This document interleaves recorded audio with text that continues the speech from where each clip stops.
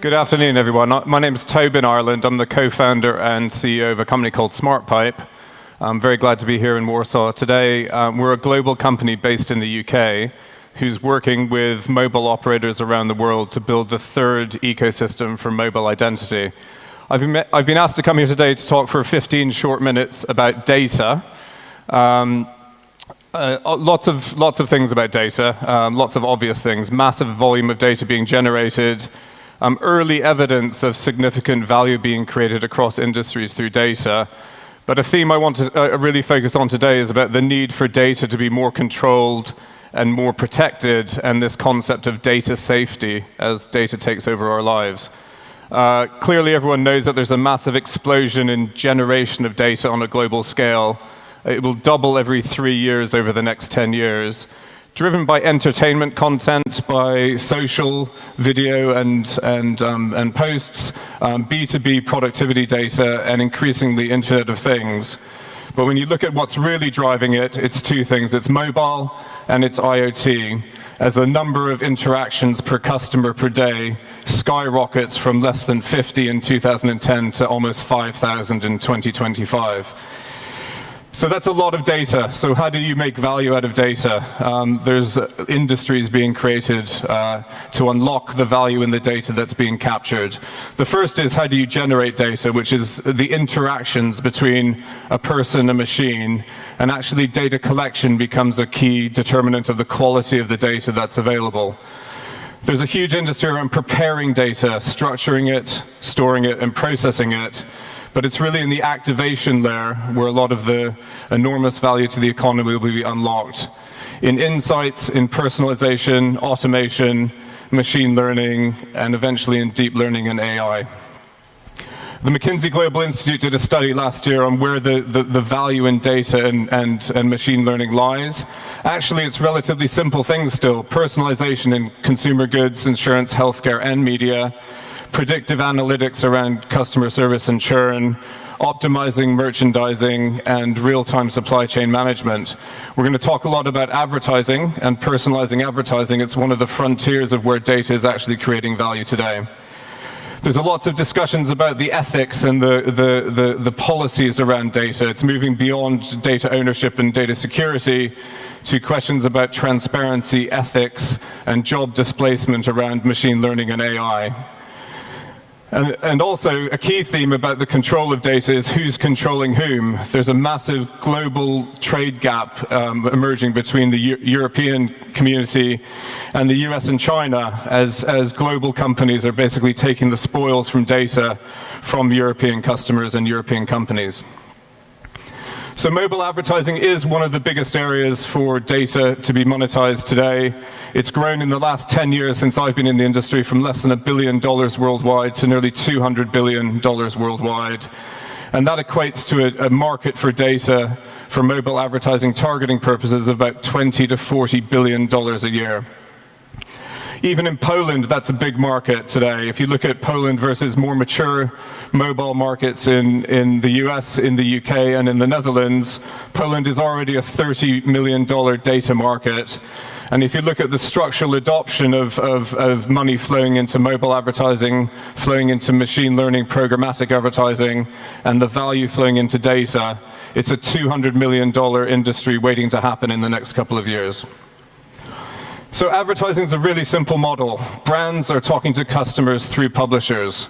I think in the middle of that, when the mobile advertising ecosystem set itself up 10 years ago, there was these crazy company called ad technology companies who worked out how an ad impression on your phone was delivered to you in real time. That's created a very complicated ecosystem of lots of technology companies getting between the money that brands are spending and the money that publishers are seeing. And data is really driving that growth because data makes advertising more valuable for brands and for publishers. But the only way today that data is used if it is uploaded over the firewall into companies called demand-side platforms, DSPs. And the issue of data control and where data sits becomes really important. It becomes incredibly important when there's massive financial change going on in the ad tech industry. with all of the ad tech companies taking too much of the pie over the last 10 years, and brands and publishers all wanting a more transparent and fair ecosystem.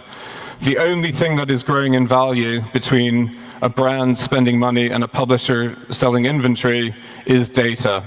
And what you're seeing is that all of the ad tech companies are trying to control and compete with each other on proprietary and exclusive access to data. But the question of which ad tech company owns data or controls data is really the wrong question. Data is controlled first by companies who have the ability to collect, process, and store data on customers. The people who have the best data are companies that have repeat relationships, subscription or transactional relationships with customers.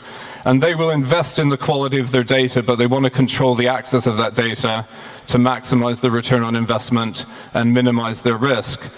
But increasingly with the GDPR, which I'm sure you all know comes into force in May this year, the same principles are applied to individuals, where individuals want more transparency of where the data that they're creating is kept and who is using it. They want to be able to opt into the use of their data and opt out to the use of their data. We want the right to be forgotten, and we want some sort of value exchange from the companies who are making money out of our data. There are 6 main implications for GDPR for the advertising world. The first is that any data that can be used for targeting qualifies as personal data under GDPR, including the tokens, which we'll talk about in a minute, that underpin the transactions in the advertising ecosystem. Number 2, a consumer has to opt into the consent for the use of their data upfront and before it is used.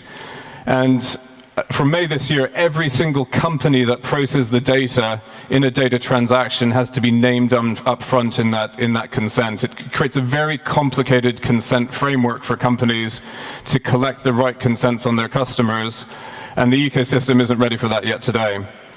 Equally, if the consumer changes his mind and says, don't use my data anymore, the ad tech companies have to be able to make sure that the data isn't used after that point in time. And there's also a requirement under GDPR not to move masses of data between companies that aren't needed for individual transactions. I was in Barcelona last week at Mobile World Congress, and there was a lot of discussion about loopholes and how can we get around the rules of GDPR. And I'm encouraging the industry not to look for the loopholes, but to obey and respect the principles of GDPR, which are very strongly towards the consumer and the rights of the consumer. There's no concept of anonymizing or aggregating data.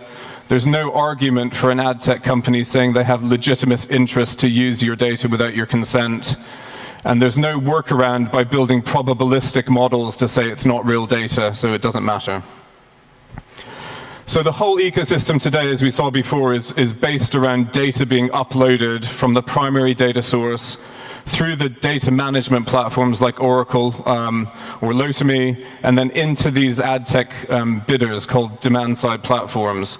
And what that can mean for a data provider such as Vodafone or Orange is that your data is pretty much everywhere, and it's outside of your control. You have to, in order to activate it, it has to be out in the open ecosystem. The customer has to give consent for every single one of those companies in every single one of those consent chains.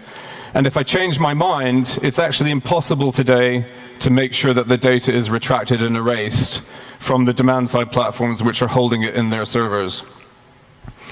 And this is why the advertising ecosystem is actually driven by really, really low-quality data. Most of the data that's available today is scraped off of websites and off of SDK of applications on phones without customers' consent, with any concern for quality, without any concern for quality, and with no real sense of the provenance of the data. Companies with great data haven't been incentivized to monetize their data in the ecosystem because it hasn't been safe and secure.